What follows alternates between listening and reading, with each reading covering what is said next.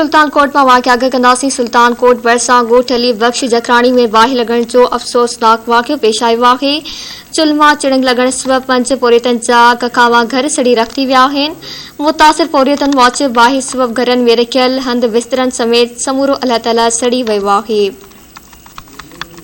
सुल्तानकोट में ख़बर आवाज़ शेयर कई पिया। सुल्तानकोट भरिसां ॻोठ अली बख्श जखराणी में बाहि लॻण जो अफ़सोसनाक वाक़ियो पेश आयो आहे। चुल्ह मां चिड़ंग लॻण सबबि 5 पोरियतनि जा कखावा घर सड़ी रख थी विया आहिनि। मुतासिर पोरियतनि वाच बाहि सबबि घरनि में रखियल हंध बिस्तरनि समेत समूरो अल्लाह ताला सड़ी रख थी वियो आहे। सुल्तानकोट में तफ़सीलात कंदासीं। धरती टीवी के रिपोर्टर आगा आमिर अली खां। जी आगा आमिर अली, आगा कजो।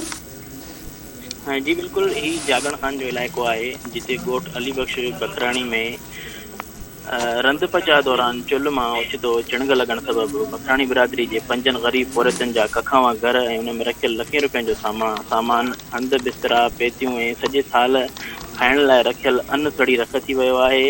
फायर ब्रिगेड गाड़ी न पहुची सघी आहे। बाहि हिन वक़्त ताईं हलंदड़ आहे। ग़रीब पोरियत खुलियल आसमान हेठां वेठल वस वारनि ऐं चूंडियल नुमाइंदनि खे वावर ऐं माली मदद करण की अपील करे रहिया आहिनि। जी मेहरबानी आगा आमिर अली तफ़सीलनि जे लाइ।